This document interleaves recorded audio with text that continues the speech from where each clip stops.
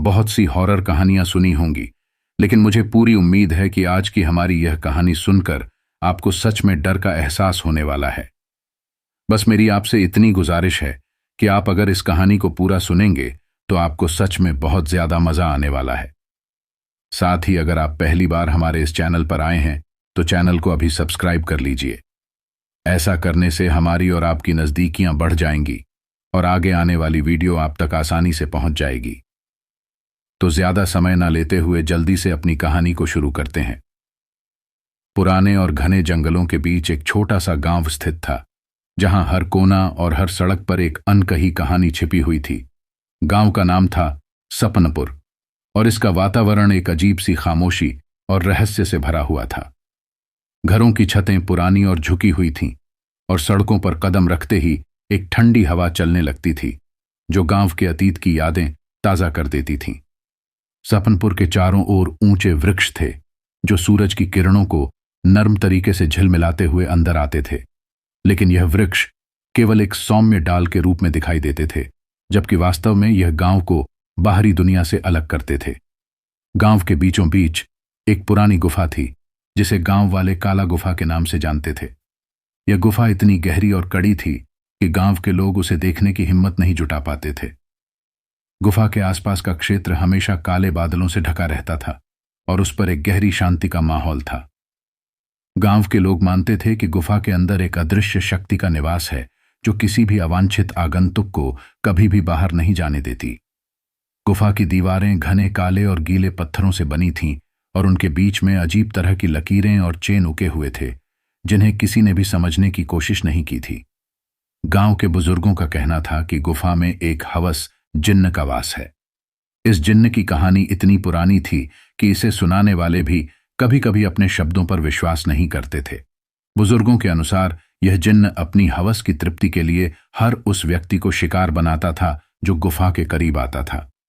कहा जाता था कि जिन्न ने अपनी जिंदगी का अधिकांश समय गुफा के अंदर बिताया था और उसने अपनी हवस के लिए कई मासूम महिलाओं और युवतियों की आत्माओं को कैद कर लिया था। गुफा में प्रवेश करने वाला हर व्यक्ति, चाहे वह कितना भी साहसी क्यों ना हो, कभी भी बाहर वापस नहीं आता। जिन्न का सबसे भयानक गुण यह था कि वह किसी भी व्यक्ति की आत्मा को उसके शरीर से निकाल लेता था और फिर उसे अपने चंगुल में कैद कर लेता था। सपनपुर में यह किंवदंती इतनी प्रचलित हो चुकी थी कि किसी भी नई पीढ़ी के लोग गुफा के बारे में केवल कहानियां ही सुनते थे।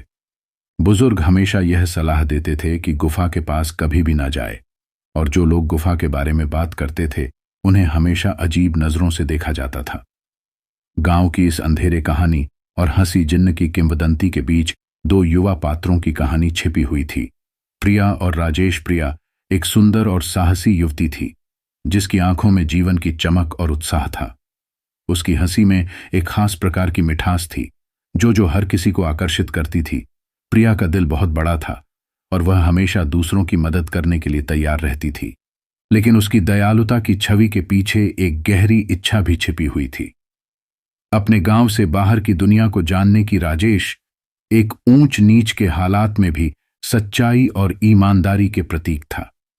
उसकी आंखों में एक अजीब सी चमक थी, जो उसके साहसिक और विश्वास को दर्शाती थी। राजेश और प्रिया का प्रेम एक आदर्श प्रेम कहानी था, जिसमें दोनों एक दूसरे के लिए सब कुछ करने को तैयार थे। गांव में रहने के बावजूद प्रिया और राजेश का दिल हमेशा बाहर की दुनिया में बसा हुआ था। उनके लिए सपनपुर एक ऐसी जगह थी जहां वे लंबे समय से बंधे हुए थे, लेकिन उनकी आंखें हमेशा एक नई जगह की तलाश में थीं। इस कारण जब उन्होंने गुफा के बारे में सुना और उस पर चर्चा की, तो उन्होंने एक साहसिक निर्णय लिया। वे गुफा की ओर जाएंगे और वहां के रहस्यों को जानने की कोशिश करेंगे। प्रिया और राजेश ने मिलकर योजना बनाई कि वे गुफा में घुस और उसके रहस्य का पता लगाएंगे।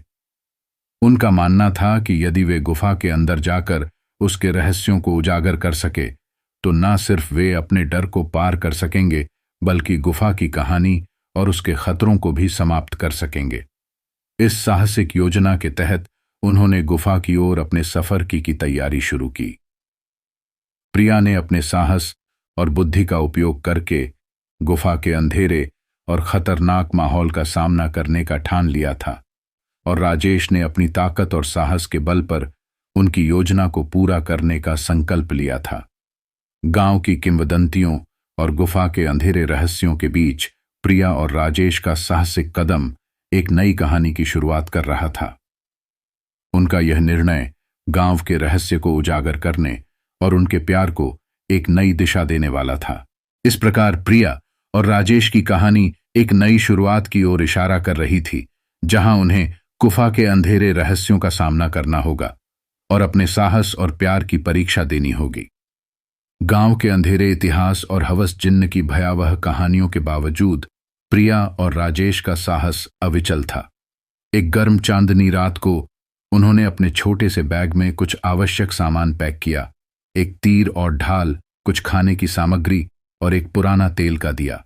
उनके दिलों में गुफा के रहस्यों को उजागर करने की अदम्य इच्छा थी, जो उन्हें गांव की बंदिशों और डरावनी कहानियों से बाहर निकालने का एकमात्र तरीका लग रहा था। चाक की हल्की रोशनी में प्रिया और राजेश ने अपने सफर की शुरुआत की। गांव से बाहर निकलते ही उन्हें ऐसा लगा जैसे एक नई दुनिया में कदम रख रहे हों। आसमान में चमकते तारे और चांद की सुकून देने वाली चमक के बीच दोनों के चेहरे पर एक अद्वितीय उत्साह था। उन्होंने एक दूसरे का हाथ पकड़ा और एक वादा किया कि वे एक दूसरे का साथ कभी नहीं छोड़ेंगे, चाहे जो भी मुश्किलें सामने आए। सड़क की शुरुआत में ही जैसे ही वे गांव की सीमा पार करते हैं, जंगल का घना अंधेरा उन्हें घेरने लगता है। हवा की सरसराहट और जंगल के भीतर की चिरपिंग आवाजें उन्हें एक अजीब शांति और भय का एहसास कराती। लेकिन इस सब के बावजूद उनका साहस कम नहीं होता। जंगल के भीतर चलते हुए अचानक एक डरावनी आवाज उनके कानों में आती है, जैसे किसी जानवर की धाड़ हो। प्रिया की आंखें चौकसी से खुल जाती हैं और राजेश के चेहरे पर चिंता की लकीरें उभर आती हैं। लेकिन उन्होंने एक दूसरे की तरफ देखा और दिलासा देते हुए, हम साथ हैं, हम इसे पार करेंगे। जंगल में गहरे प्रवेश करते हुए उन्हें कई जंगली जानवरों का सामना करना पड़ा। पहले एक चीता, फिर एक जंगली भालू का सामना करते हुए दोनों ने अपनी सारी ताकत और धैर्य का उपयोग किया। भालू के हमले को विफल करने के बाद प्रिया ने एक झाड़ी की ओर इशारा किया, जहां वे थोड़ी देर आराम करने का निर्णय लेते हैं। जंगल के भीतर उनकी यात्रा में हर कदम पर अजीब सी आवाजें और हर झाड़ी की ओर से उठती आवाजें उनके दिल की धड़कन को तेज कर देती हैं। लेकिन प्रिया और राजेश ने एक दूसरे का साथ न छोड़ने का वादा किया था, और इसी भरोसे के साथ वे एक दूसरे को समर्थन देते रहे। रात के गहरे अंधेरे में वे एक झरने के पास रुके और अपने साथी के साथ एक गर्म भोजन का आनंद लिया। जब सूरज की पहली किरणें जंगल की छाव से बाहर आनी शुरू होती है, प्रिया और राजेश को लगता है कि उनकी यात्रा का सबसे कठिन हिस्सा अब खत्म हो गया है। लेकिन उनकी आंख के सामने गुफा का दर्शन अब भी बाकी। जैसे ही वे गुफा के पास पहुंचे, उनके सामने एक विशाल और भयानक दृश्य खुला। गुफा की दीवारें काले गीले पत्थरों से बनी थीं, जिनकी सतह पर अजीब सी लकीरें और चिन्ह उके हुए थे। गुफा का मुंह एक विशाल काले गड्ढे की तरह नजर आ रहा था और अंदर से एक ठंडी और अजीब सी हवा बाहर निकल रही थी। गुफा के सामने खड़े होकर प्रिया और राजेश ने देखा कि उसकी गहराई कितनी अंधेरी और रहस्यमयी थी। वहां की हवा में एक प्रकार की ठंडक और संत्रास का एहसास हो रहा। गुफा के अंदर की गहराई और अंधेरे ने उनकी आत्मा को छू लिया और उन्हें एक अजीब सा डर महसूस हुआ। राजेश ने प्रिया की ओर देखा और कहा, हमने यहां तक आकर अच्छा किया है, अब हमें इस अंधेरे का सामना करना होगा। प्रिया ने भी सिर झुकाकर सहमति दी और दोनों गुफा के अंदर प्रवेश करने के लिए तैयार हो गए। जैसे ही वे गुफा के अंदर गए, उनके कदमों की आवाज गुफा की दीवारों पर गूंजने लगी। गुफा के अंदर का वातावरण एकदम भयानक और रहस्यमय था। दीवारों पर उके हुए प्राचीन चिन्ह और लकीरें जैसे उन्हें किसी पुरानी शक्ति की कहानी सुना रही थीं। गुफा की आंतरिक हवा में एक अजीब सी गंध थी, जैसे कि पुराने समय की बसी हुई आत्माओं की गंध हो। उनके कदम धीरे धीरे गुफा की गहराई में बढ़ रहे थे और हर कदम के साथ उनकी घबराहट और बढ़ती जा रही थी। गुफा के अंदर जाने के बाद वे एक विशाल हॉल में पहुंचते हैं, जहां की दीवारें और छत काले और चमकदार पत्थरों से बनी हैं। यहां की हवा ठंडी और भारी थी और चारों ओर गहरी चुप थी। यहां के वातावरण में एक अजीब सी ऊर्जा थी जो उन्हें डर और उत्सुकता का मिश्रित एहसास दे रही थी। प्रिया और राजेश ने एक दूसरे की ओर देखा और महसूस किया कि इस जगह में कुछ न कुछ अवश्य है। उनकी आंखों में एक नई चमक थी और उन्होंने एक दूसरे के साथ आगे बढ़ने का निर्णय किया। गुफा के अंधेरे और डरावने माहौल ने उनकी आत्मा को छू लिया और उन्होंने महसूस किया कि यह यात्रा केवल एक बाहरी साहसिक कदम नहीं, बल्कि एक आंतरिक यात्रा भी है। उनके साहस और प्रेम ने उन्हें यहां तक पहुंचाया था और अब वे अपने मार्ग पर आगे बढ़ने के लिए पूरी तरह तैयार थे। इस प्रकार प्रिया और राजेश की यात्रा का यह भाग समाप्त होता है, जहां उन्होंने गुफा के अंधेरे और रहस्यमय माहौल का सामना किया। उनकी यात्रा का यह भाग एक नई चुनौती और रहस्य की शुरुआत का संकेत था और वे अब गुफा की गहराई में उतरने के लिए पूरी तरह तैयार थे। प्रिया और राजेश ने गुफा के अंदर कदम रखा और जैसे ही वे गुफा की गहराई में प्रवेश करते हैं, उनका सामना एक अजीब और डरावने माहौल से होता है। गुफा का आंतरिक हिस्सा पूरी तरह से काले और घने अंधेरे से भरा हुआ था। हर ओर एक ठंडी हवा चल रही थी जो न केवल उनके शरीर को बल्कि उनके दिलों को भी ठंडक पहुंचा रही थी। गुफा की दीवारें बड़ी बड़ी चट्टानों से बनी थीं, जिनकी सतह पर काले और गहरे रंग की लकीरें उकेरी हुई थीं। यह लकीरें जैसे अजीब प्रकार की प्रतीकात्मक को दर्शाती थीं, जिनका अर्थ केवल वही जानता था जो गुफा के अंधेरे में बसा था। हर कदम पर गुफा की दीवारों से टकराकर उनकी आवाज गूंज रही थी, जो उनके मन में एक अजीब सी अनिश्चितता और भय पैदा कर रही थी। गुफा के भीतर कहीं दूर से एक अजीब सी गूंज सुनाई दे रही थी, जैसे कोई गहरा और रहस्यमय स्वर गुफा के अंधेरे में गूंज रहा हो। गुफा के अंदर की हवा में एक गहरी गंध थी जो सड़ी गली चीजों और गीले पत्थरों की थी। हर तरफ एक अजीब सी सन्नाटा और खामोशी थी जो कभी कभी अचानक टूटकर एक भयावन आवाज का रूप ले लेती थी। प्रिया और राजेश धीरे धीरे गुफा के अंदर की ओर बढ़ते गए और जैसे ही वे गुफा के एक बड़े हॉल में पहुंचे, उन्हें महसूस हुआ कि यह जगह किसी अजीब शक्ति की उपस्थिति का संकेत दे रही थी। हॉल की दीवारें और छत बड़े बड़े काले पत्थरों से ढकी हुई थीं और वहां की ठंडी और भारी हवा ने उनकी रूह को छू लिया।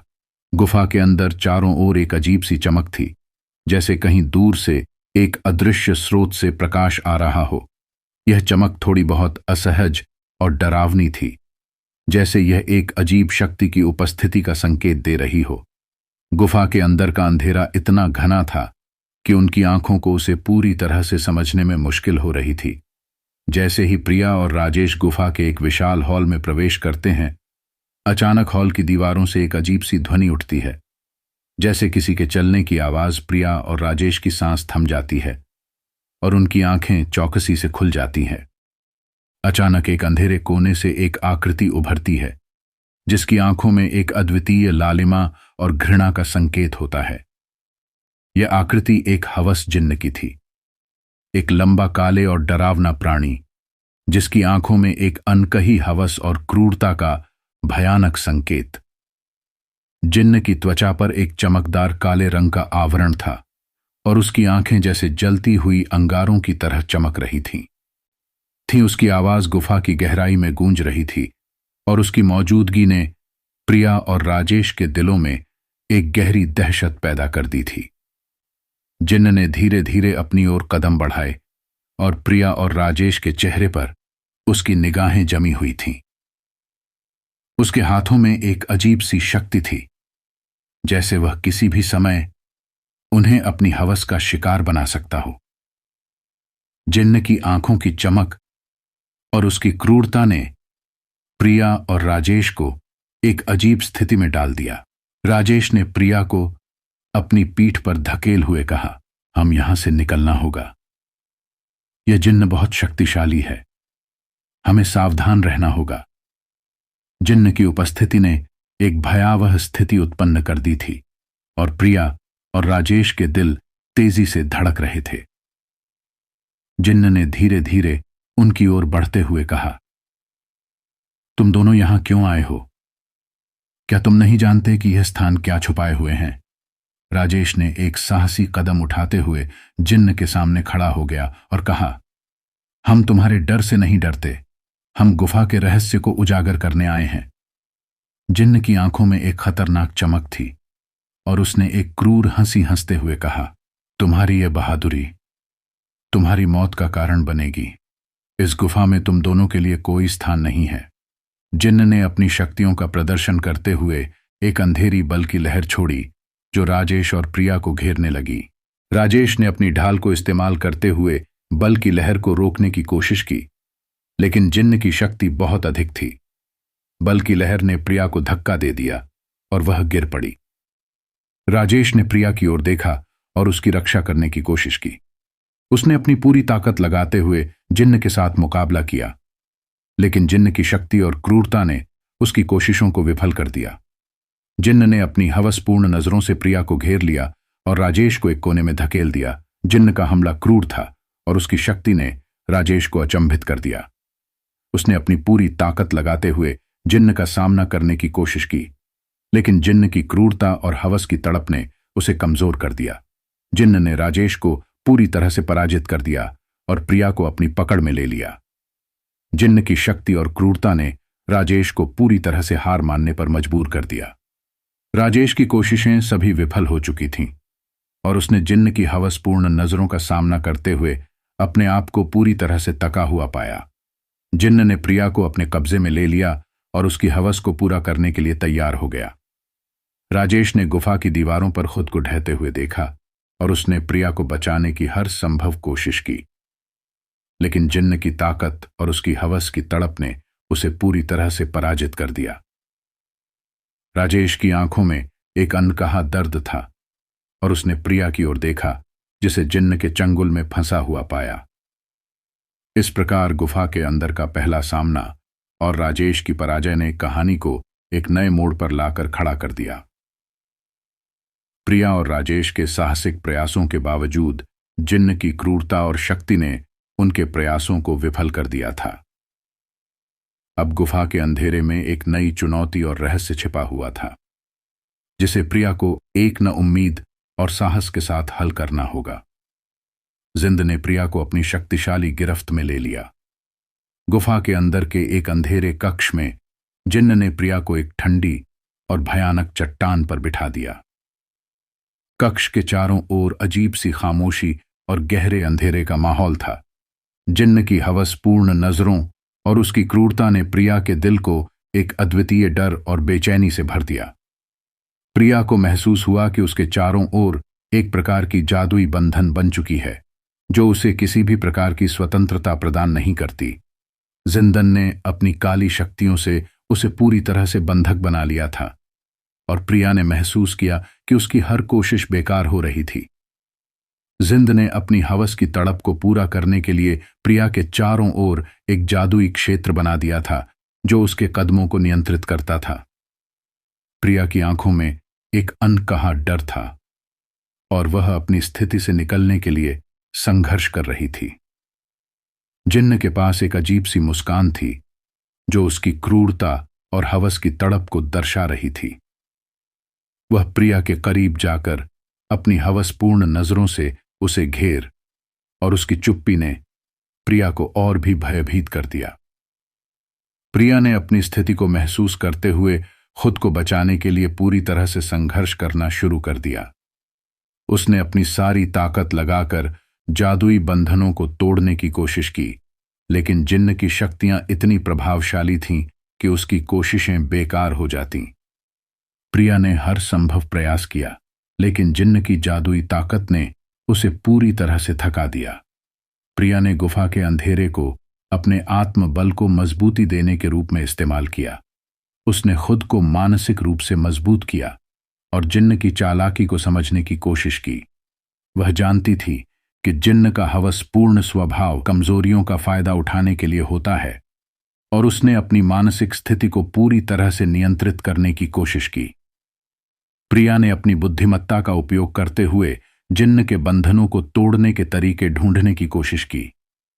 उसने गुफा के चारों ओर के वातावरण का अध्ययन किया और जिन्न की शक्ति के स्रोत को पहचानने की कोशिश की।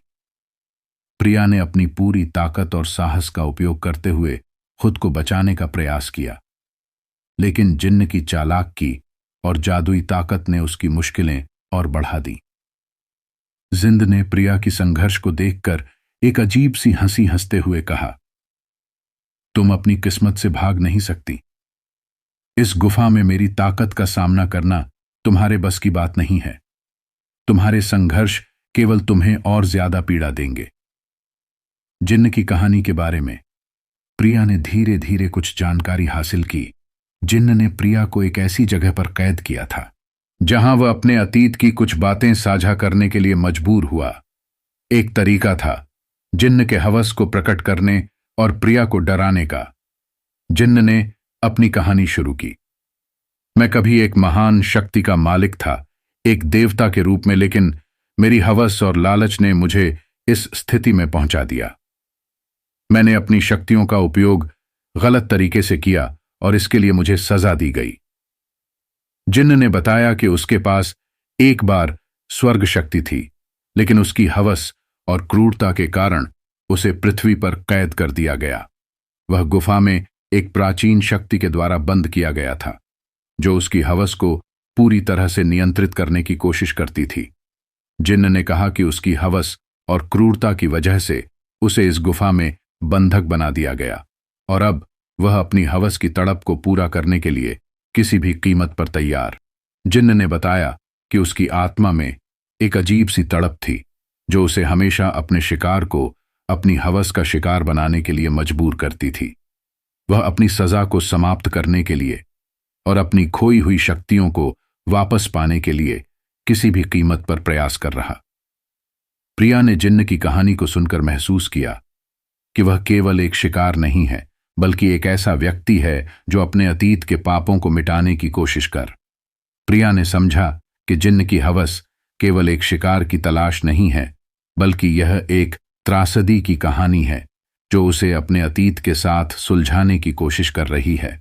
इस प्रकार प्रिया की कैद, उसकी संघर्ष और जिन्न की कहानी ने कहानी को एक गहरी और रहस्यमय दिशा दी। प्रिया अब एक नई उम्मीद के साथ संघर्ष कर रही थी और जिन्न की कहानी ने उसे यह समझने में मदद की कि इस गुफा में केवल उसका भविष्य नहीं, बल्कि जिन्न की पूरी कथा भी छिपी हुई है। प्रिया की कैद के दौरान उसने अपनी स्थिति को समझते हुए हिम्मत नहीं हारी।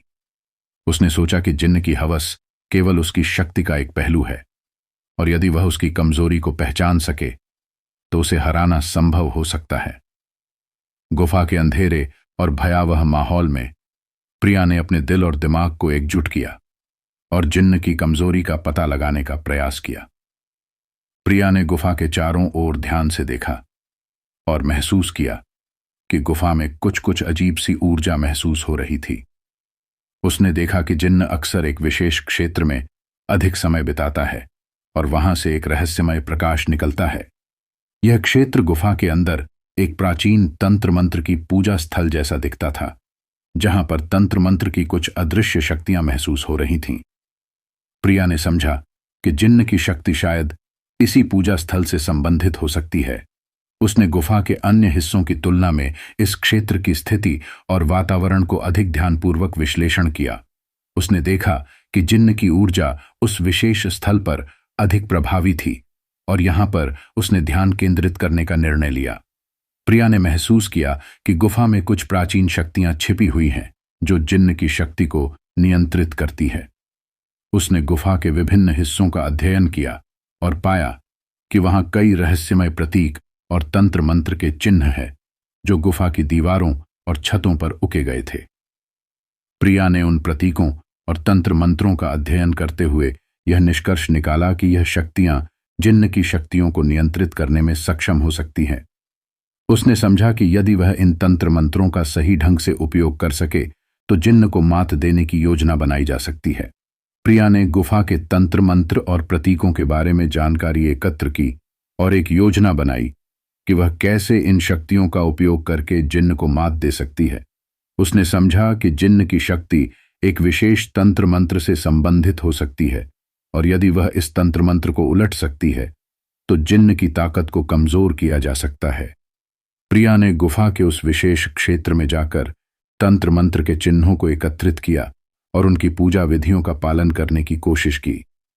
उसने इन तंत्र मंत्रों को अपनी योजना में शामिल किया और जिन्न को मात देने के लिए एक योजना बनाई।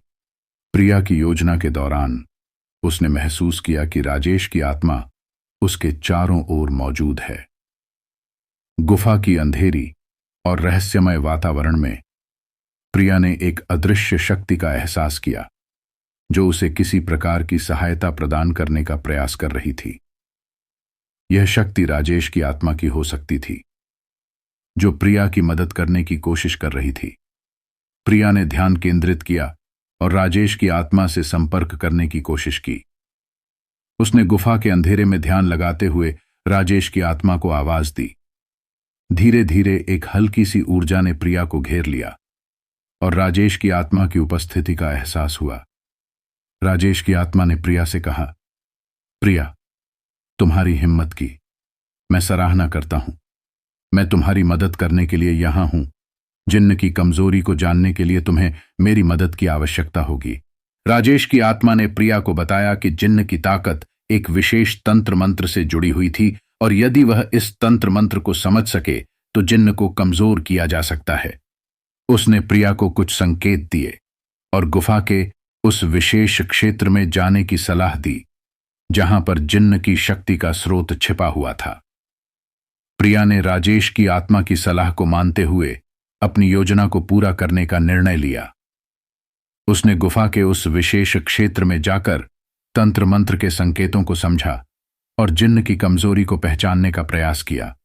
प्रिया ने गुफा के तंत्र मंत्र को सही ढंग से समझा और उसकी योजना को निष्पादित करने के लिए तैयार हो गई। उसने गुफा के उस विशेष क्षेत्र में तंत्र मंत्र की पूजा विधियों का पालन किया और जिन्न की ताकत को कमजोर करने के लिए एक विशेष मंत्र का उपयोग किया। प्रिया ने धीरे धीरे तंत्र मंत्र की शक्तियों को जागृत किया और जिन्न की शक्ति को नियंत्रित करने का प्रयास किया।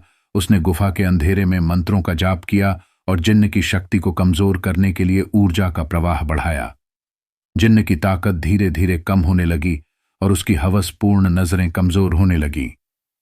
प्रिया ने अपनी पूरी ताकत लगाते हुए जिन्न की कमजोरी को उजागर किया और उसे पूरी तरह से कमजोर करने की कोशिश की। जब प्रिया ने अपनी योजना को सफलतापूर्वक पूरा किया तो जिन्न की शक्ति पूरी तरह से खत्म हो गई। प्रिया ने गुफा के अंधेरे से बाहर निकलने का रास्ता ढूंढ लिया और अपनी स्वतंत्रता की ओर बढ़ी। प्रिया ने गुफा के विशेष क्षेत्र में अपनी योजना को अंतिम रूप देने के बाद उसने जान लिया कि जिन्न की शक्ति कमजोर हो रही है, लेकिन अब उसे जिन्न के खिलाफ अंतिम मुकाबला करना था। जिन्न की हवसपूर्ण नजरें अब और भी क्रूर और हिंसक हो गई थीं, क्योंकि उसकी ताकत धीरे धीरे कम हो रही। प्रिया की आंखों में एक नई दृढ़ता थी और उसने अपनी पूरी ताकत और साहस को संजो कर रखने का निर्णय लिया। प्रिया ने जिन्न से सामना किया और गुफा के अंधेरे में एक भयंकर संघर्ष शुरू हुआ। जिंद ने अपनी पूरी शक्ति का उपयोग करते हुए प्रिया पर हमला किया और उसकी हवस की आग ने गुफा को और भी भयावह बना दिया। प्रिया ने अपनी बुद्धिमत्ता मंत्र की शक्तियों का उपयोग करके जिन्न की हमलों का सामना किया। प्रिया ने तंत्र मंत्र के विशेष विधियों का प्रयोग करते हुए जिन्न के हमलों को रोकने की कोशिश की। उसने जिन्न की कमजोरी को भांपते हुए उसे अपनी कमजोरी का सामना करने पर मजबूर किया। जिन्न ने प्रिया की बुद्धिमत्ता और हिम्मत को देखकर बौखलाहट में आ गया और उसने अपने अंधेरे रूप को और भी भयंकर बना दिया। प्रिया ने धीरे धीरे जिन्न की शक्तियों को कमजोर किया और उसने गुफा में उत्पन्न हो रहे भयंकर ऊर्जा के संकेतों का उपयोग किया। उसने जिन्न की शक्ति को समाप्त करने के लिए एक विशेष मंत्र का जाप किया और गुफा के अंधेरे को अपने पक्ष में बदल दिया। प्रिया के अंतिम संघर्ष के दौरान गुफा की शक्तियां भी अपने चरम पर पहुंच गईं।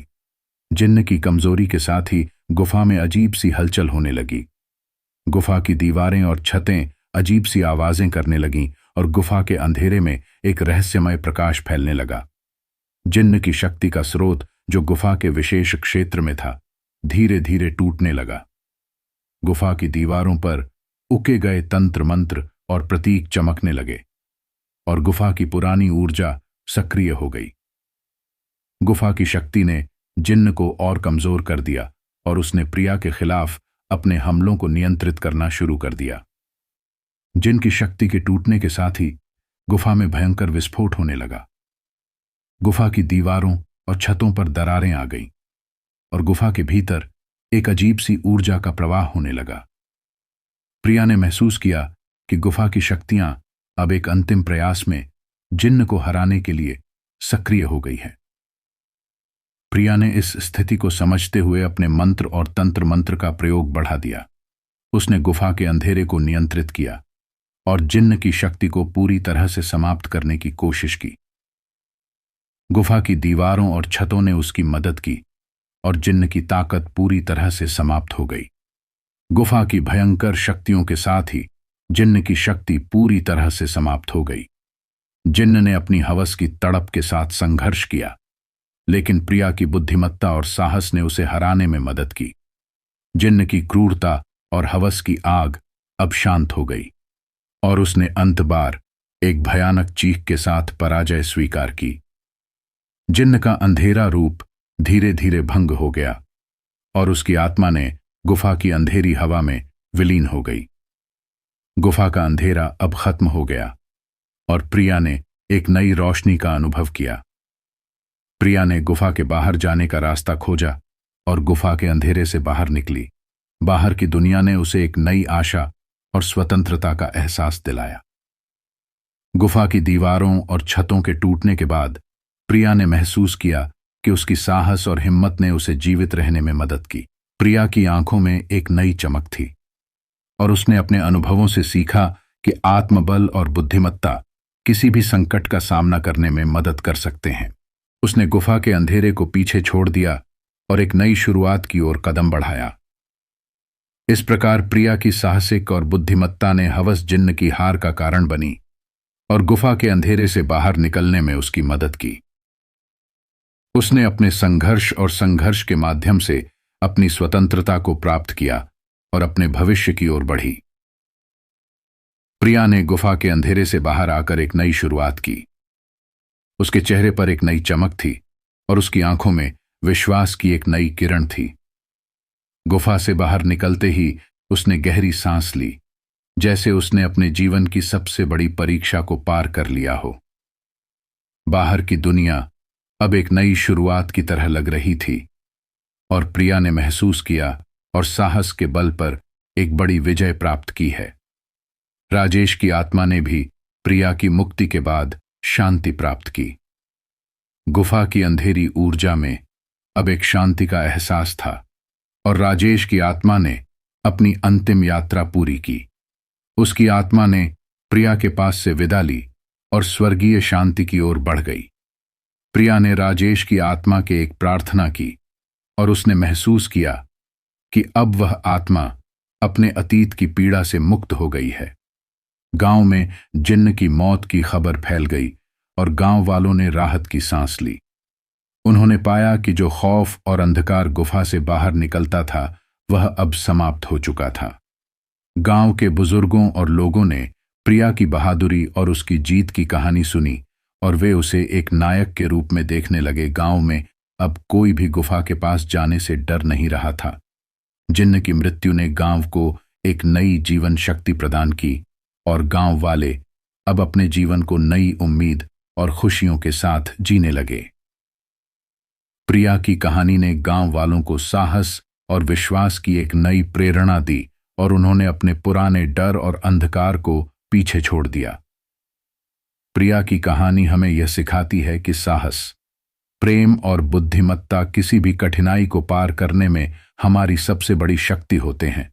प्रिया ने अपने जीवन के सबसे कठिन दौर में अपने साहस और बुद्धिमत्ता को अपनाया और जिन्न की शक्तियों को हराया। उसकी कहानी यह दिखाती है कि कठिनाइयों के बावजूद अगर हम अपने आत्मबल और विश्वास को बनाए रखें तो हम किसी भी अंधेरे को पार कर सकते हैं और अपने भविष्य की ओर एक नई शुरुआत कर सकते हैं। राजेश की आत्मा की शांति और गांव वालों की राहत इस बात का प्रमाण है कि अच्छाई और साहस अंततः जीत जाते हैं। प्रेम और विश्वास ने प्रिया को उसकी यात्रा में मदद की और उसकी कहानी ने हमें यह सिखाया कि हमारे भीतर छुपी शक्ति और हिम्मत हमें किसी भी संकट का सामना करने में मदद कर सकती है। इस प्रकार प्रिया की कहानी एक प्रेरणादायक यात्रा है जो हमें साहस, बुद्धिमत्ता और प्रेम की महत्ता को समझाती है और बताती है कि सच्ची ताकत आत्मविश्वास और साहस में ही होती है। तो यहां खत्म होती है आज की पहली कहानी। चलिए सुनते हैं आज की दूसरी कहानी। रिया एक युवा और आधुनिक लड़की थी जो अपनी जिंदगी में नई ऊंचाइयां छूने के लिए हमेशा तत्पर रहती थी। उसने हाल ही में अपनी पढ़ाई पूरी की थी और अपने करियर में नई चुनौतियों का सामना करने के लिए तैयार थी। लेकिन उसके जीवन में एक कमी थी, रोमांस। रिया की उम्मीदें बहुत थीं और वह अपने सपनों के राजकुमार की तलाश में थी। एक शाम जब उसने खुद को एक सुकून देने वाली चाय का कप पकड़े हुए अपने कमरे में आराम से बैठा देखा, तब उसे महसूस हुआ कि उसका दिल एक खास साथी की तलाश में है। आज के डिजिटल युग में प्यार और दोस्ती के लिए एक नई दिशा सामने आई है। डेटिंग ऐप्स ने कई लोगों को उनके जीवन साथी से मिलाने में मदद की है और रिया ने भी इस आधुनिक साधन का सहारा लेने का निर्णय लिया। उसने अपने स्मार्टफोन पर एक लोकप्रिय डेटिंग ऐप डाउनलोड किया जिसे उसने अपने दोस्तों से सुना था और जिस पर सकारात्मक समीक्षाएं मिली थीं। साइन अप करने की प्रक्रिया ने उसे थोड़ा उत्सुक और थोड़ा नर्वस कर दिया था कि साइन अप स्क्रीन पर उसे अपनी कुछ बुनियादी जानकारी भरनी थी, जैसे कि उसका नाम, उम्र, पेशा और एक संक्षिप्त विवरण जो उसके व्यक्तित्व को दर्शाता था। रिया ने अपने बारे में लिखते समय में ध्यान रखा कि उसकी बातों में आत्मसंवेदनशीलता और गर्मजोशी हो, ताकि सामने वाले को उसके व्यक्तित्व की सच्चाई का पता चल सके। उसने प्रोफाइल पिक्चर के रूप में एक खुशहाल और प्राकृतिक तस्वीर चुनी जिसमें वह अपने दोस्तों के साथ एक पार्टी में मुस्कुराती हुई नजर आ रही थी। इसके बाद उसने कुछ और चित्र अपलोड किए जो उसके विभिन्न रुचियां को दर्शाते थे। फोटोग्राफी, यात्रा और दोस्तों के साथ समय बिताना। रिया ने उम्मीद जताई कि उसकी प्रोफाइल देखकर लोग उसकी सच्चाई और उसके जीवन के प्रति उसके उत्साह को समझ सकेंगे। डेटिंग पब ने रिया को संभावित मैचों की एक लंबी सूची प्रदान की और उसने इनमें से कुछ प्रोफाइल पर ध्यान देना शुरू किया। सभी प्रोफाइल में कुछ ना कुछ खासियत थी, लेकिन एक प्रोफाइल ने उसकी नज़र को विशेष रूप से आकर्षित किया।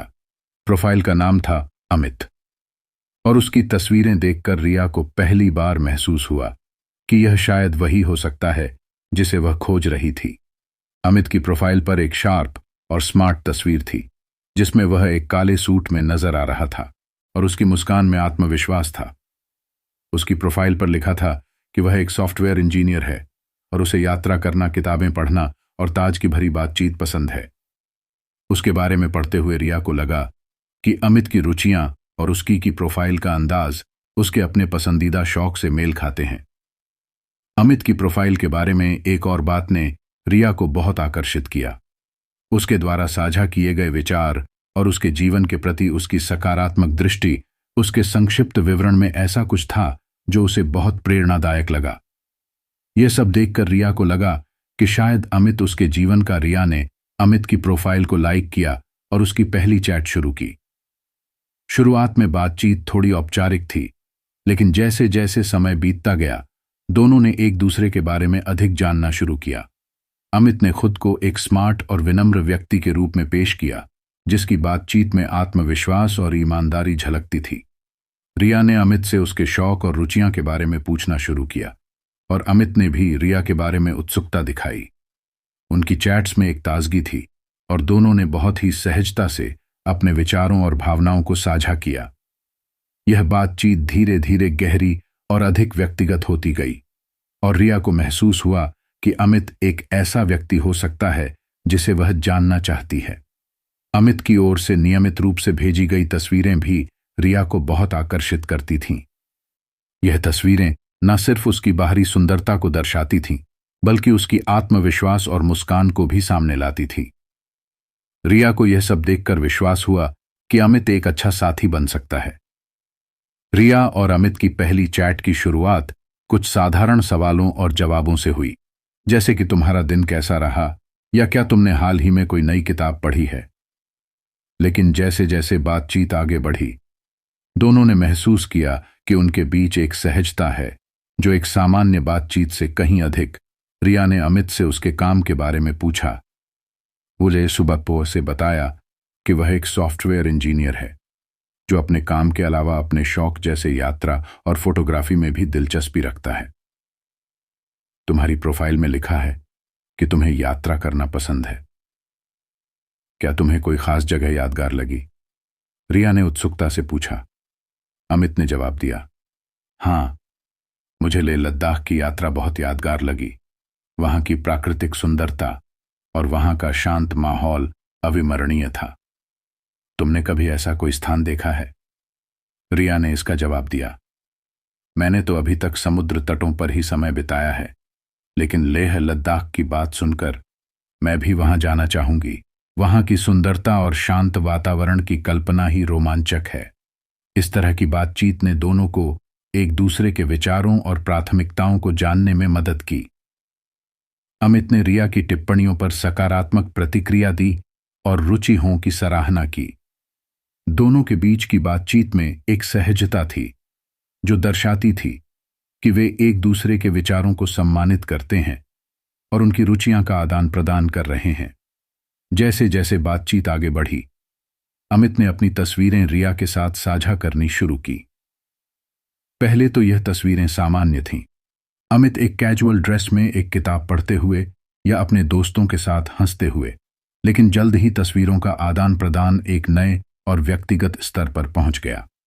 अमित ने अपनी कुछ तस्वीरें भेजी जिनमें वह विभिन्न स्थलों पर, जैसे कि एक खूबसूरत बाग में या एक ऐतिहासिक स्मारक के सामने खड़ा था। यह तस्वीर लेह लद्दाख की है। हमने इस स्थान पर एक शानदार सूर्यास्त देखा था। क्या तुम्हें लगता है कि तुम्हारी तस्वीरें भी इतनी खूबसूरत हो सकती हैं? अमित ने एक तस्वीर के साथ लिखा। रिया ने अमित की तस्वीरों की सराहना की और जवाब दिया, तुम्हारी तस्वीरें सचमुच शानदार हैं। यह लग रहा है कि तुम अपने जीवन का आनंद लेते हो और हर पल को पूरी तरह से जीते हो। मैं भी अपनी यात्रा की तस्वीरें साझा करना चाहूंगी। रिया ने अपनी तस्वीरें भेजी जिनमें वह एक समुद्र तट पर घूमती हुई दिख रही थी और एक किफायती कैफे में दोस्तों के साथ समय बिताते हुए नजर आ रही थी। अमित ने उसकी तस्वीरों पर सकारात्मक प्रतिक्रिया दी और कहा, तुम्हारी तस्वीरें बहुत जीवंत और खुशहाल लग रही हैं। लगता है कि तुम अपने जीवन का पूरा आनंद लेती हो। तस्वीरों का आदान प्रदान उनके बीच एक और कनेक्शन स्थापित करने का एक तरीका बन गया। अमित की तस्वीरों ने उसे एक आत्मविश्वास और रोचक व्यक्ति के रूप में प्रस्तुत किया, जबकि रिया की तस्वीरों ने उसकी खुश मिजाजी और खुलापन दर्शाया। दोनों ने अपनी तस्वीर के माध्यम से एक दूसरे के जीवन को थोड़ा थोड़ा समझने की कोशिश की और इस प्रक्रिया में एक गहरी कनेक्शन महसूस किया। जैसे जैसे बातचीत चलती रही, रिया और अमित के बीच आपसी समझ और दोस्ती गहरी होती गई। वे अपनी अपनी जिंदगी के व्यक्तिगत पहलुओं को साझा करने लगे, जैसे कि रिया की किताबों में रुचि और अमित की फोटोग्राफी के प्रति प्यार। उनकी बातचीत में हंसी ठिठोली और गंभीर विचारों का संतुलन था, जो दर्शाता था कि दोनों एक दूसरे को समझने की कोशिश कर रहे हैं। एक दिन अमित ने अपने पसंदीदा लेखक के बारे में बात की और पूछा, क्या तुम्हारा कोई पसंदीदा लेखक है? मुझे हमेशा से अच्छा लगता है कि लोग अपने पसंदीदा लेखक के बारे में बात करें। रिया ने जवाब दिया, मुझे हरकीरत सिंह की किताबें बहुत पसंद हैं। उनके लेखन में एक गहराई और संवेदनशीलता है जो मुझे बहुत प्रभावित करती। तुम्हारे पसंदीदा लेखक कौन हैं? अमित ने जवाब दिया, मुझे भी हरकीरत सिंह की किताबें बहुत पसंद है। उनकी शैली और कहानियां वास्तव में दिल को छूने वाली होती है। ऐसा लगता है कि हम दोनों की साहित्यिक पसंद काफी मेल खाती है। इस प्रकार के संवाद ने दोनों के बीच एक गहरी समझ विकसित की। वे न केवल अपने शौक और रुचियां पर चर्चा कर रहे थे, बल्कि अपने व्यक्तिगत अनुभवों और भावनाओं को भी साझा कर रहे थे। धीरे धीरे एक गहरे दोस्ती की ओर बढ़ रही थी, जिसमें एक दूसरे के प्रति सम्मान और समझ का भाव था। अमित की ओर से भेजे गए संदेश और तस्वीरों के माध्यम से रिया ने महसूस किया कि अमित एक ऐसा व्यक्ति है जो न केवल आत्मविश्वासी और आकर्षक है, बल्कि एक संवेदनशील और सोचने वाला भी है। इसके विपरीत रिया की खुली और ईमानदार बातें अमित को आकर्षित करती थीं और उसकी खुशी और ऊर्जा ने उसे प्रभावित किया। जैसे जैसे रिया और अमित के बीच चैटिंग का सिलसिला आगे बढ़ा, उनके बीच की दोस्ती और भी गहरी होती गई। उन्होंने एक दूसरे के जीवन के विभिन्न पहलुओं को समझा और अपने व्यक्तिगत विचारों को साझा किया। अमित की बातें और विचार रिया को बहुत प्रभावित कर रहे थे और वह उसे जानने में अधिक रुचि रखने लगी थी। एक शाम जब रिया ने अपने काम से थोड़ा समय निकाला और अपने सोफे पर आराम से बैठ गई, उसके पास अमित का एक नया संदेश आया। अमित ने लिखा, रिया, हम दोनों ने काफी अच्छे से बातचीत की है और मैं सोच रहा था कि क्यों ना हम एक बार आमने सामने मिले। मुझे लगता है कि एक मुलाकात हमारी बातचीत को और भी गहरा और वास्तविक बना सकती है। क्या तुम इस प्रस्ताव पर विचार करोगी? रिया ने अमित के संदेश को पढ़ा और उसे एक नई आशा और उत्सुकता का अनुभव हुआ। उसने सोचा कि यह उनके रिश्ते को एक नई दिशा देने का एक अच्छा सर हो सकता है।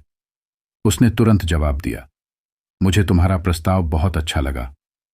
मैं भी चाहती हूं कि हम एक बार आमने सामने मिले। चलो इसे योजना बनाते हैं। अमित और रिया के बीच मुलाकात की तारीख और स्थान तय करने की प्रक्रिया बहुत ही विचारशील और सावधानीपूर्वक थी। अमित ने सुझाव दिया कि वे एक ऐसे स्थान पर मिले जो दोनों के लिए आरामदायक हो और जहां वे आराम से बातचीत कर सके। उसने एक लोकप्रिय कैफे का नाम प्रस्तावित किया जो कि एक खूबसूरत हिस्से में स्थित था और जहां एक शांत और आरामदायक माहौल कैसे होगा। 9 बजे मिले, अमित ने सुझाव दिया।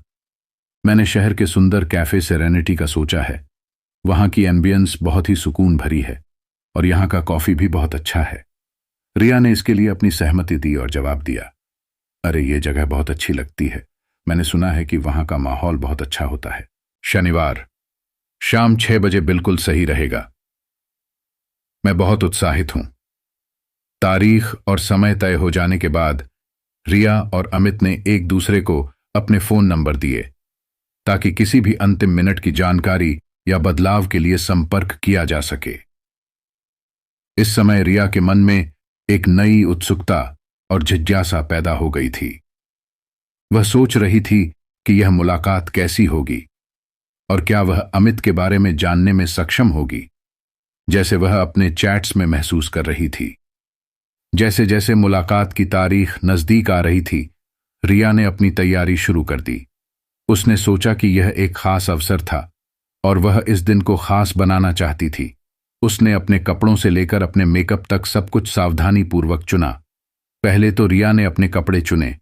उसने सोचा कि उसे एक ऐसा आउटफिट पहनना चाहिए जो उसके आत्मविश्वास को बढ़ाए और जो आरामदायक भी हो।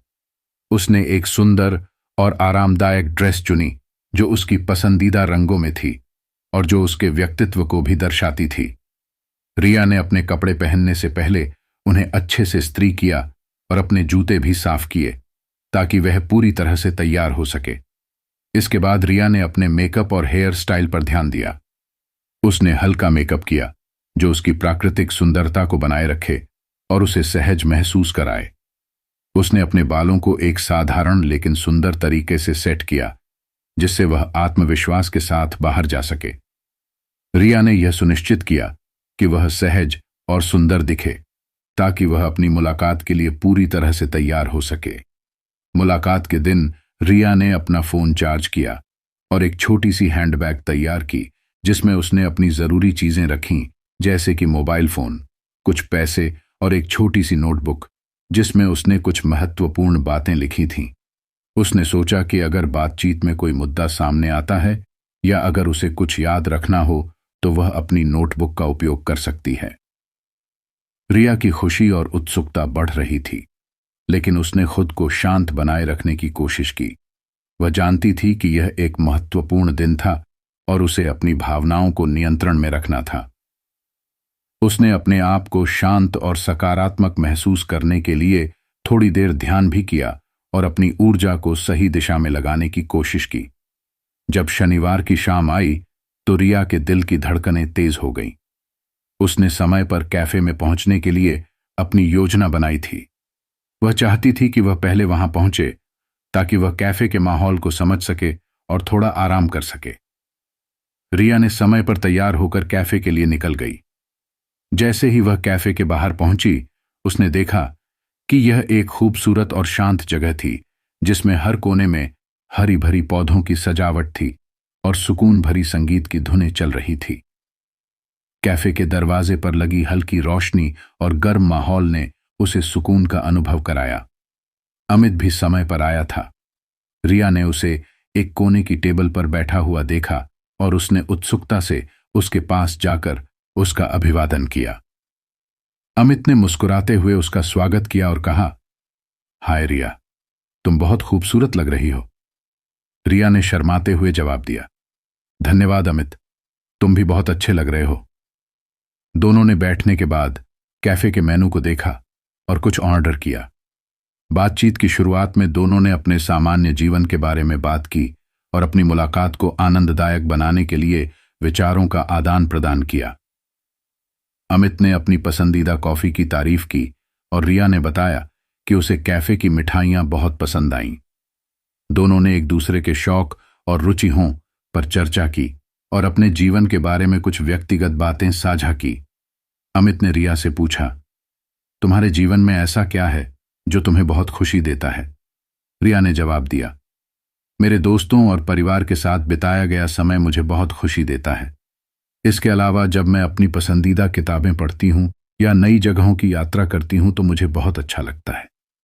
अमित ने भी अपनी जिंदगी के सुखद अनुभवों को साझा किया और बताया कि उसे अपनी फोटोग्राफी और यात्रा की आत्मसंतोषजनक गतिविधियां बहुत पसंद है।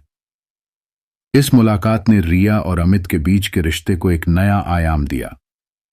दोनों ने महसूस किया कि उनकी बातचीत और साझा किए गए अनुभव उनके रिश्ते को और भी गहरा और मजबूत बना रहे थे। इस दिन की मुलाकात ने रिया को एक नई ऊर्जा दी और उसे महसूस हुआ कि वह सही दिशा में जा रही है। दोनों ने एक दूसरे के साथ समय बिताने का आनंद लिया और यह सुनिश्चित किया कि उनकी बातचीत और दोस्ती अब और भी मजबूत हो। शनिवार की शाम का सूर्य धीरे धीरे अस्त हो रहा था और रिया के दिल की धड़कनें तेज हो गई थी। आज का दिन उनके लिए खास था क्योंकि वह पहली बार अमित से आमने सामने मिलने जा रही थी। उसने समय पर तैयार होकर कैफे के लिए निकलने की योजना बनाई थी, लेकिन उसके अंदर एक हल्की सी बेचैनी भी थी। वह चाहती थी कि मुलाकात बहुत अच्छी हो और उसकी अपेक्षाएं पूरी हो। रिया ने अपनी कार से कैफे की ओर रवाना होने के बाद एक समय पर कैफे के लिए निकलने का सोचा। शहर के भीड़भाड़ भरे इलाकों से निकलते हुए रिया ने देखा कि कैफे की ओर बढ़ते हुए रास्ता धीरे धीरे सुनसान और पेड़ पौधों से घिरा हुआ हो गया। उसने सोचा कि शायद यह कैफे एक शांत और खूबसूरत स्थान पर स्थित है जो शहर की भागदौड़ से दूर है। जब रिया ने कैफे के पास पहुंचने के लिए अपना गाड़ी पार्क की तो उसने देखा कि वह जगह अपेक्षाकृत पुरानी और थोड़ी अलग थी। कैफे के बाहर का माहौल तो बहुत ही सुंदर और गर्मजोशी से भरा हुआ था, लेकिन उसका इंटीरियर थोड़ा अजीब लग रहा। रिया ने खुद को आश्वस्त किया कि यह शायद पुराने ढंग से सजाया गया हो और इसे एक खास वातावरण देने के लिए किया गया हो। कैफे के दरवाजे पर पहुंचते ही रिया ने महसूस किया कि वहां का माहौल कुछ अजीब। दरवाजा खुलते ही एक हल्की ठंडी हवा ने उसका स्वागत किया और उसके कदमों की आवाजें एक खाली गूंज में बदल गईं। कैफे का अंदरूनी हिस्सा अपेक्षाकृत सुनसान और भव्य था, लेकिन कुछ हिस्सा अंधेरे और पुरानी सजावट से भरा हुआ था। रिया ने अपने मन को शांत रखते हुए कदम बढ़ाया, लेकिन उसकी आंखों को एक अजीब सी छाया महसूस हो रही थी। जैसे ही वह अंदर गई, उसने देखा कि कैफे की दीवारों पर कुछ पुरानी तस्वीरें और चित्र लगाए गए थे जो एक समय की कहानी बयां करते थे। इन तस्वीरों ने उसे थोड़ा आश्चर्यचकित किया क्योंकि इनका रंग फीका था और उनमें एक रहस्यमय सा एहसास था। उसकी निगाहें इन तस्वीरों पर टिकी रहीं और उसने महसूस किया कि कुछ तस्वीरों में लोगों की आंखें उसकी ओर देख रही थीं, जो उसे अजीब लग रहा था। घर के अंदर घुसते ही उसे कुछ अजीब आवाजें सुनाई देने लगीं। यह आवाजें धीरे धीरे गूंजती हुई सी लग रही थीं, जैसे कि कहीं दूर से आ रही हो। रिया ने अपने कानों को झटका और अपने ध्यान को केंद्रित करने की कोशिश की, लेकिन आवाजें बार बार लौट कर आ रही थीं। उसने सोचा कि शायद कैफे के भीतर कुछ ध्वनि संबंधी समस्याएं हो, लेकिन यह अनुभव उसे असहज बना रहा था। रिया ने कैफे के एक कोने की टेबल की ओर बढ़ते हुए वहां की सजावट और माहौल को और ध्यान से देखा। कैफे के अंदर कई पुरानी चीजें और सजावटी वस्तुएं थीं जो शायद एक समय के बारे में बताती थीं। एक कोने में पुरानी किताबें, कैंडल्स और पुराने समय की वस्तुएं रखी हुई थीं जो एक अतीत की छाप छोड़ रही थीं। जब रिया ने टेबल पर बैठे हुए इंतजार करना शुरू किया तो उसने देखा कि कैफे की कुछ पुरानी तस्वीरें दीवार पर उल्टी लटकी हुई थीं। इन तस्वीरों में कई पुरानी शैली के चित्र थे, लेकिन उनकी उपस्थिति कुछ अजीब और असामान्य थी। कुछ तस्वीरें इतनी धुंधली थीं कि उनकी पहचान करना मुश्किल था, और उनमें से कुछ तस्वीरें केवल एक धुंधले आकार को दर्शाती थीं। रिया ने कैफे के अंदर एक पुराना घड़ी की आवाज सुनी जो हर एक सेकंड पर टिक टिक कर रही थी। यह आवाज धीरे धीरे उसकी सोच पर असर डाल रही थी और उसे थोड़ा असहज महसूस करा रही थी। उसने सोचा कि यह कैफे का माहौल शायद इस तरह से सजाया गया है, लेकिन उसने खुद को आश्वस्त किया कि यह सब उसकी कल्पना हो सकती है। जैसे ही समय बीतता गया, रिया ने महसूस किया कि उसके अंदर कुछ अजीब बातें हो रही हैं। उसके चारों ओर की छाया और आवाजें उसकी सोच को प्रभावित कर रही थीं। उसने अपनी घड़ी देखी और सोचा कि शायद अमित अब तक यहां पहुंच चुका होगा। उसने अपने मन को शांत रखने की कोशिश की और अपने आप को संयमित रखने का प्रयास किया। रिया के मन में अजीब अनुभवों के बावजूद उसने खुद को शांत और सकारात्मक बनाए रखने की कोशिश की। तभी उसने देखा कि अमित कैफे के दरवाजे से प्रवेश कर रहा।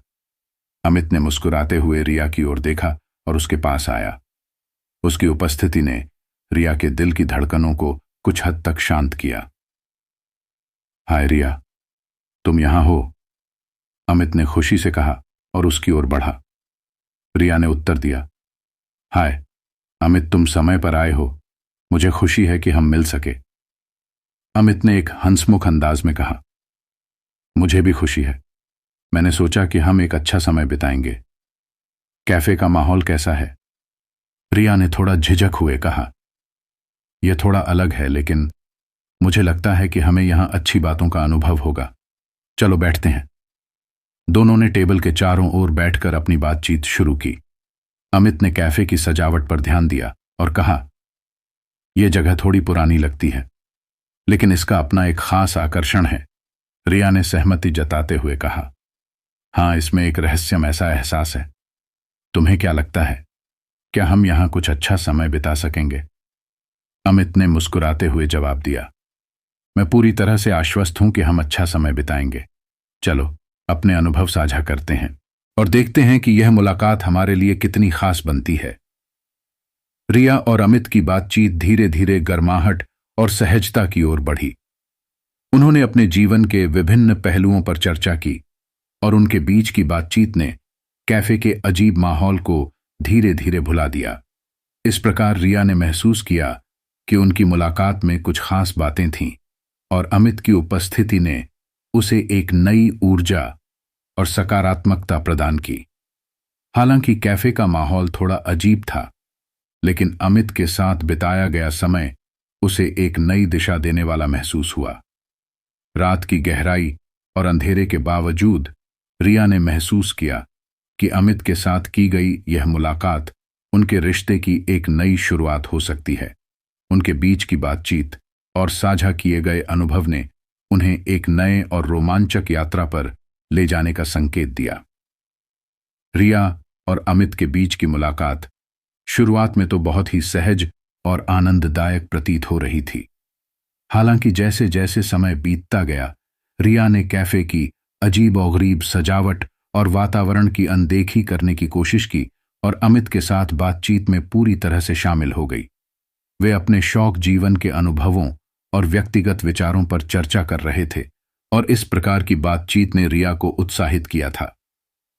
अमित ने गर्म हंसी के साथ रिया की बातों का जवाब दिया और कुछ हल्के फुल्के मजाक भी कि रिया ने महसूस किया कि अमित एक विनम्र और ईमानदार व्यक्ति है, और उसकी उपस्थिति ने कैफे के अजीब माहौल को काफी हद तक भुला दिया था। लेकिन अचानक बातचीत के बीच अमित ने एक अप्रत्याशित कदम उठाया। उसने कहा, रिया, तुमसे मिलकर बहुत अच्छा लगा। मैं सोच रहा था कि क्यों ना हम यहां थोड़ी देर और बैठे और तुम्हें मेरी पसंदीदा जगह दिखाऊं। रिया ने थोड़ी असमंजस में कहा, पसंदीदा जगह?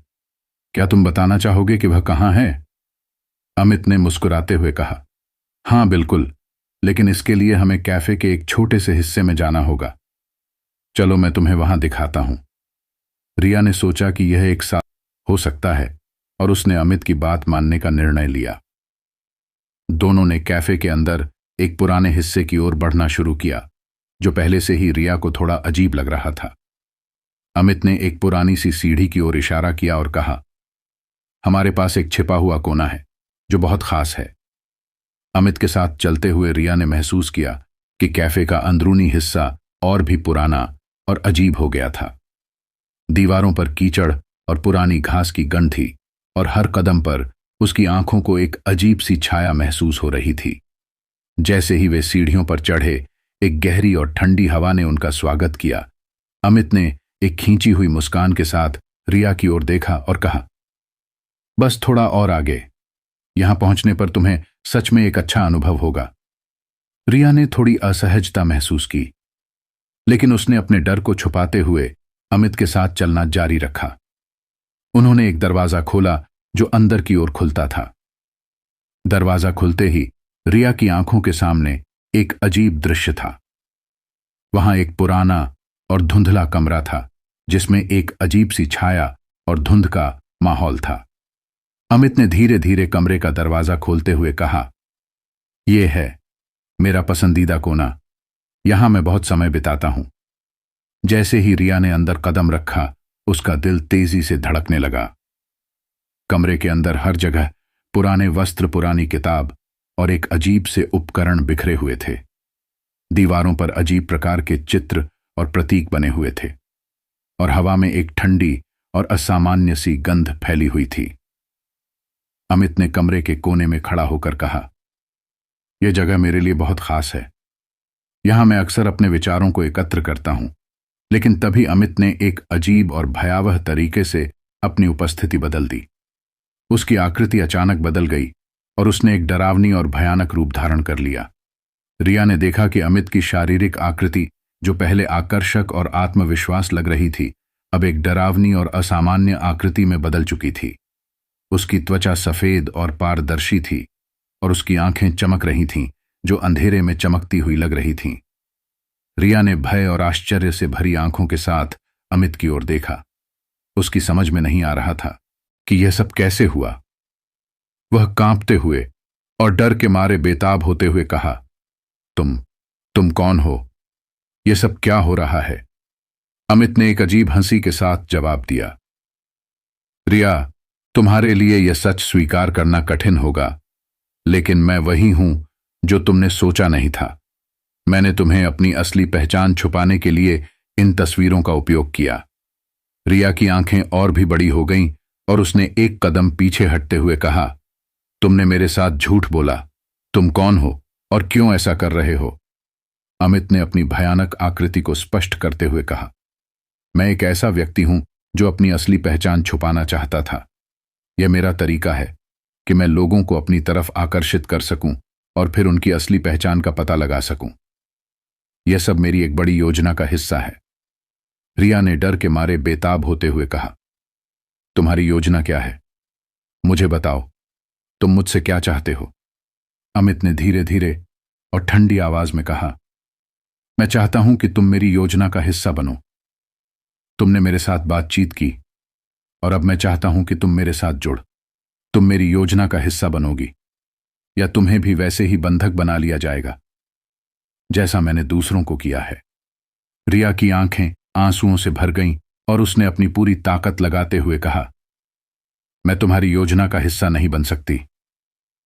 मैं तुम्हारी मदद नहीं कर सकती।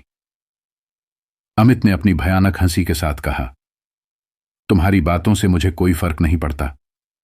अब तुम्हें मेरी योजना का हिस्सा बनना ही होगा। इस बीच रिया ने अपनी दिमागी शक्ति को एकत्र किया और उस कमरे से बाहर निकलने की योजना बनाई।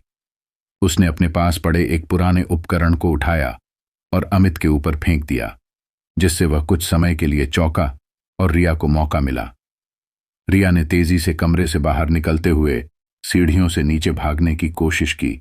उसकी धड़कनें तेजी से चल रही थी और उसने हर संभव प्रयास किया कि वह अमित की पकड़ से बच सके।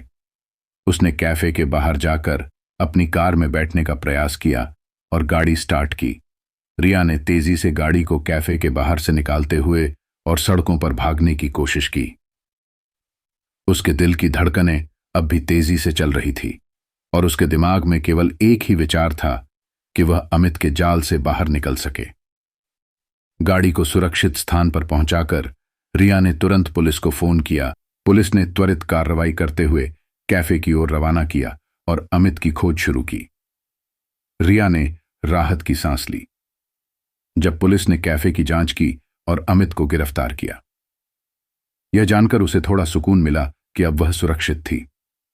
इस भयानक अनुभव के बाद रिया ने अपनी सुरक्षा को प्राथमिकता दी और अपने दोस्तों और परिवार के साथ अपने अनुभव को साझा किया। उसने महसूस किया कि उसने एक खतरनाक स्थिति से बाहर निकलने में अपनी ताकत और साहस का परिचय दिया। अमित की असली पहचान और उसकी डरावनी योजना के खुलासे ने रिया के लिए एक गंभीर सबक सिखाया। उसने सीखा कि कभी भी किसी के साथ पूरी तरह से भरोसा नहीं करना चाहिए और अपनी सुरक्षा को हमेशा प्राथमिकता देनी चाहिए। रिया ने इस कठिन अनुभव से निकलने के बाद अपनी जिंदगी को नई दिशा देने का निर्णय लिया। उसने अपने जीवन में आगे बढ़ते हुए अपने अनुभव को दूसरों के साथ साझा किया और एक जागरूकता अभियान शुरू किया ताकि लोग ऐसे खतरनाक व्यक्तियों से सतर्क रह सकें। रिया ने जैसे ही अमित की डरावनी वास्तविकता का सामना किया, उसका दिल तेजी से धड़कने लगा। उसने महसूस किया कि अमित सिर्फ एक भयावह आकृति नहीं, बल्कि एक बहुत ही खतरनाक व्यक्ति है जो उसकी जिंदगी को तबाह करने पर तुला हुआ है। अमित की ठंडी हंसी और उसकी भयानक योजना ने रिया को एक गहरी दहशत में डाल दिया था। अमित ने रिया को एक खौफनाक मुस्कान के साथ घेर लिया और कहा, तुम्हें अब मेरी योजना का हिस्सा बनना ही होगा। अगर तुमने मेरी बात नहीं मानी तो मैं तुम्हें यहां से बाहर नहीं जाने दूंगा। तुम एक बार फिर से मेरी कैद में फंसोगी। रिया ने डर और घबराहट से भरी आंखों से अमित की ओर देखा। उसके मन में सवाल उठने लगे, क्या वह सच में इस खतरनाक स्थिति से बाहर निकल पाएगी? उसने सोचा कि अमित की धमकियां केवल डराने के लिए हैं, लेकिन जब उसने देखा कि अमित का व्यवहार और उसकी उपस्थिति कितनी असामान्य और खतरनाक थी, तो उसने समझा कि यह एक गंभीर मामला है। अमित ने रिया को और अधिक डराते हुए कहा, तुम्हारी हर कोशिश मुझे और भी मजेदार लगेगी। तुम यहां से बाहर जाने की कोशिश करो, लेकिन याद रखो, मैं तुम्हें हर कदम पर देख रहा हूं। इस धमकी ने रिया की हिम्मत को, उसने महसूस किया कि अब उसे अपनी जान की सुरक्षा के लिए पूरी तरह से तैयार रहना होगा।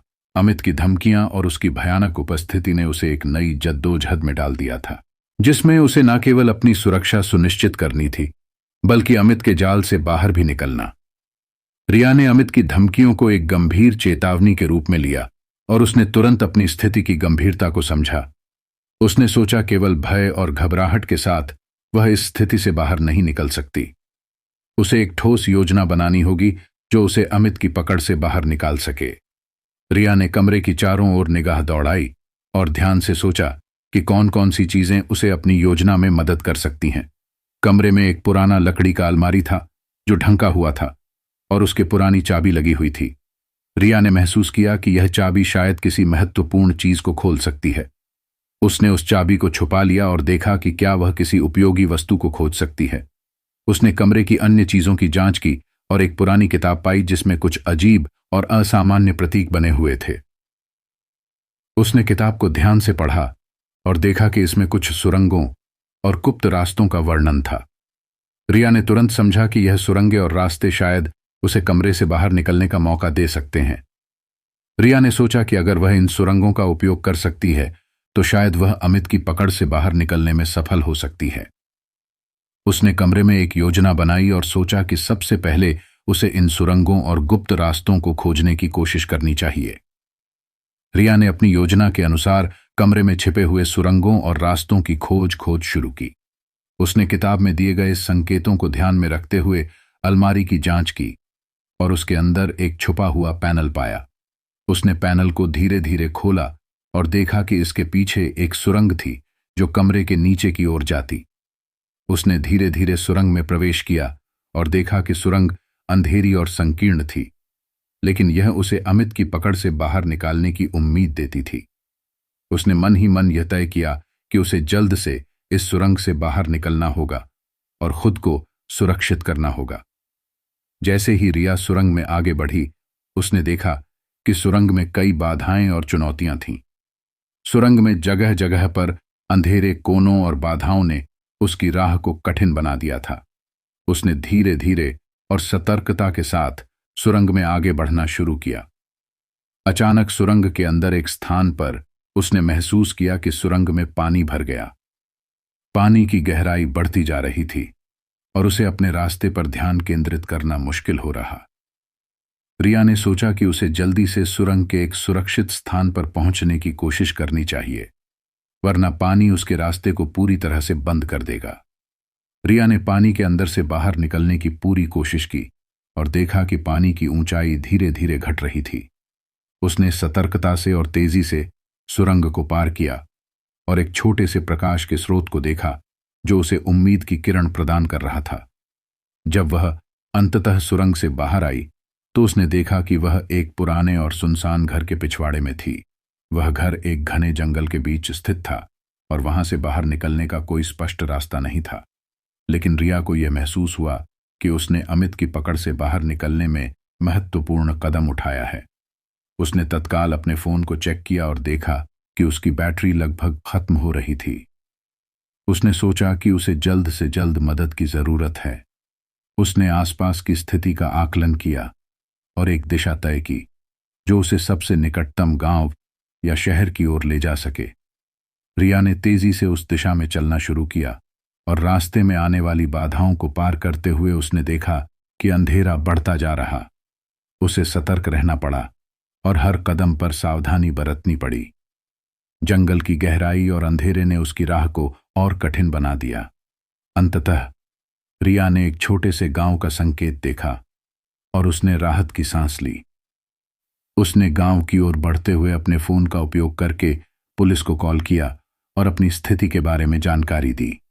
पुलिस ने त्वरित कार्रवाई की और रिया को सुरक्षित स्थान पर ले जाने के लिए मदद भेजी। रिया ने अपनी साहसिक और जिज्ञासा के साथ अमित की पकड़ से बाहर निकलने की सफल कोशिश की।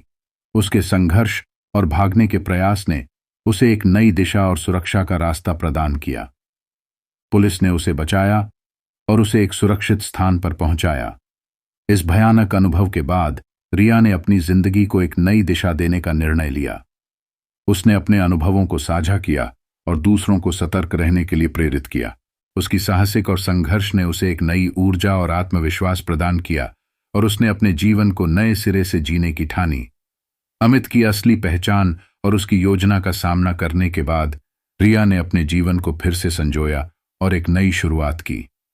उसने सीखा कि कभी भी किसी के साथ पूरी तरह से भरोसा नहीं करना चाहिए और अपनी सुरक्षा को हमेशा प्राथमिकता देनी चाहिए। रिया ने जंगल में अपनी राह खोजते हुए गांव की ओर बढ़ना जारी रखा। अंधेरे में रास्ते ढूंढना कठिन था, लेकिन उसकी उम्मीद थी कि गांव की ओर बढ़ते हुए वह सुरक्षा प्राप्त कर सकेगी। उसकी थकी हुई आंखें और शरीर ने इस लंबे और कठिन संघर्ष का सामना किया, लेकिन उसकी हिम्मत और साहस ने उसे आगे बढ़ने में मदद की। तभी अचानक रिया को एक अजीब सी आवाज सुनाई दी। उसने कान लगाकर सुनी और महसूस किया कि वह वही भयावह हंसी थी जिसे उसने पहले अमित से सुनी थी। उसका दिल तेजी से धड़कने लगा और उसने समझा कि अमित ने उसे ढूंढ लिया है। अमित, जो अपने अदृश्य और खतरनाक रूप के साथ जंगल में छिपा हुआ, ने रिया को पकड़ने के लिए पूरी योजना बनाई थी। उसने अपने खतरनाक कौशल का उपयोग करके जंगल में छुपे रहकर रिया का पीछा किया था।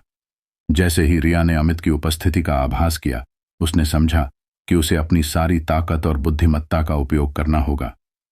अमित ने रिया को नजदीक आते हुए देखा और उसकी ओर बढ़ने लगा। उसने रिया को एक बार फिर से धमकाया, रिया तुम भाग नहीं सकती, तुम्हें मेरी पकड़ में आना होगा। रिया ने देखा कि अमित धीरे धीरे उसकी ओर बढ़ रहा था और उसने अपने कदम तेज किए। उसने सोचा कि अगर वह अभी भी अपने साहस और बुद्धिमत्ता का उपयोग नहीं करेगी तो वह अमित की पकड़ में आ जाएगी। रिया ने अपनी पूरी ताकत और सजगता का उपयोग करते हुए जंगल में इधर उधर दौड़ना शुरू किया।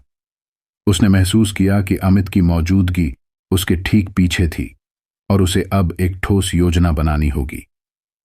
उसने देखा कि जंगल में कई अजीब और खतरनाक वस्तुएं थीं, जैसे कि तेज धार झाड़ियां और खड़ी चट्टानें। रिया ने अपनी योजना के अनुसार एक सुरक्षात्मक छिपने की जगह खोजी।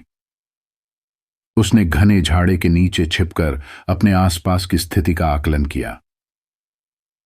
अमित की आवाज धीरे धीरे करीब आती जा रही थी और रिया ने सोचा कि यह सही समय है कि वह अपनी रणनीति पर काम करें। रिया ने आसपास की वस्तुओं का उपयोग करके एक लघु मार्ग की योजना बनाई।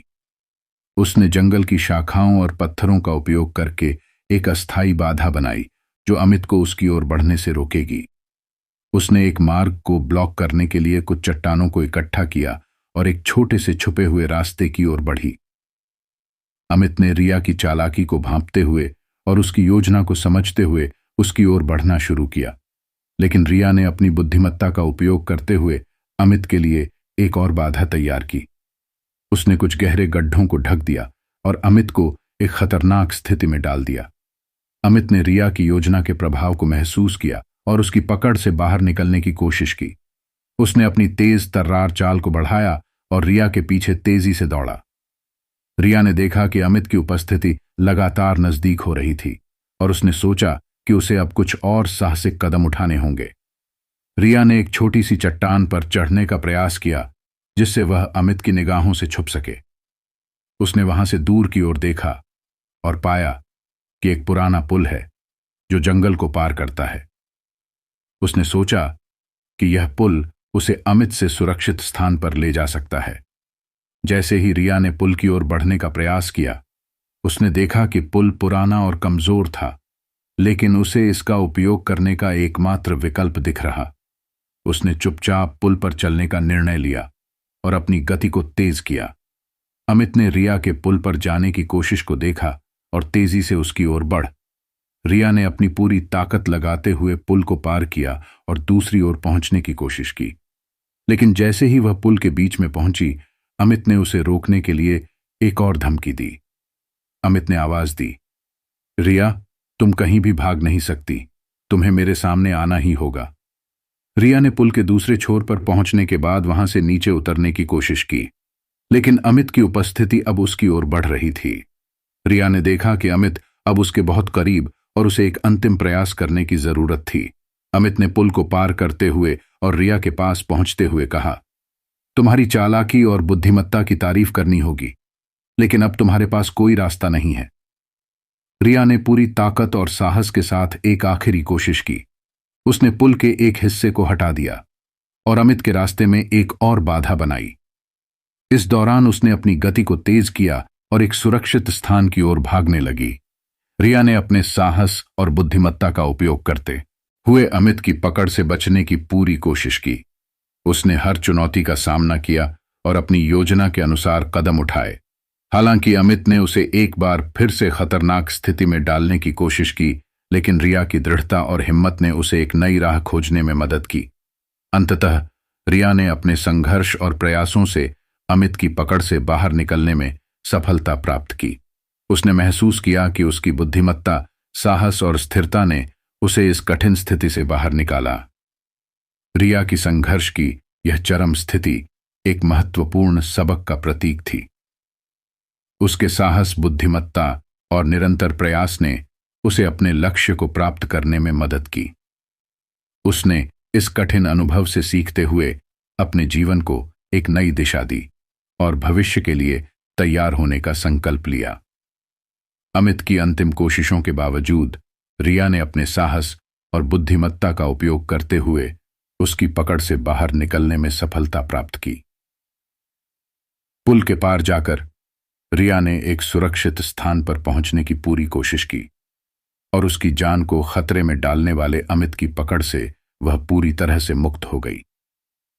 अमित ने अपनी योजना को निष्फल होते हुए देखा और रिया को अपनी निगाहों से गुम हो हुए देखा।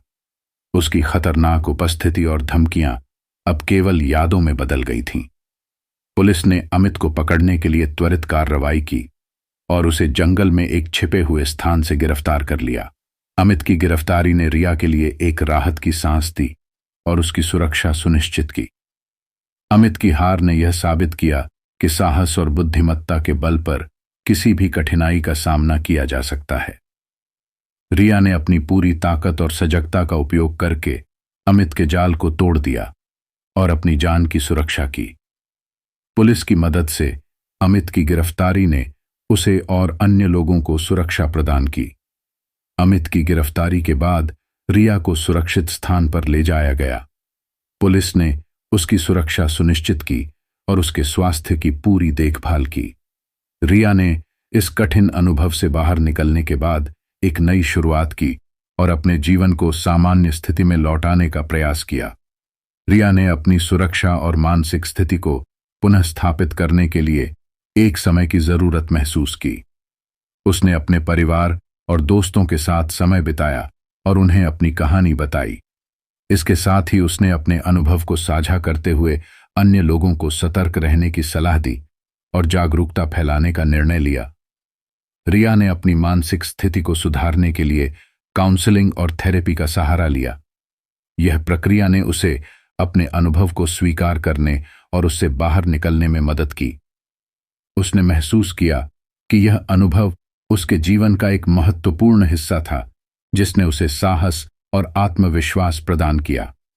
रिया की कहानी एक महत्वपूर्ण सीख का प्रतीक है। साहस, बुद्धिमत्ता और संकल्प के बल पर किसी भी संकट का सामना किया जा सकता है। उसने खतरनाक स्थिति से बाहर निकलने के लिए अपनी पूरी ताकत और रणनीति का उपयोग किया और अपनी जान की सुरक्षा की।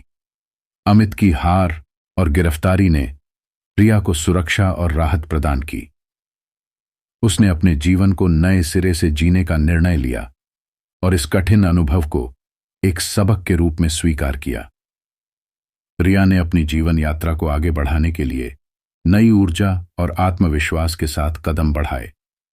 इस अनुभव के बाद रिया ने अपने जीवन को एक नई दिशा दी और दूसरों को अपनी कहानी से प्रेरित किया।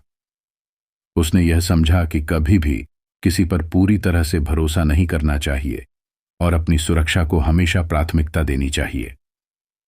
रिया की कहानी का निष्कर्ष यह है कि कठिनाइयों का सामना करते हुए भी हम अपने साहस और बुद्धिमत्ता के बल पर अपनी चुनौतियों को पार कर सकते हैं। उसकी संघर्ष और सफलता ने साबित किया कि जीवन में चाहे कितनी भी कठिनाइयां क्यों ना हो, सही निर्णय और सकारात्मक सोच के साथ हम किसी भी संकट से बाहर निकल सकते। इस प्रकार रिया का जीवन अब सुरक्षित और सामान्य स्थिति में लौट आया है और उसके अनुभव की यादें उसे हमेशा साहस और संकल्प का प्रतीक बनी रहेंगी।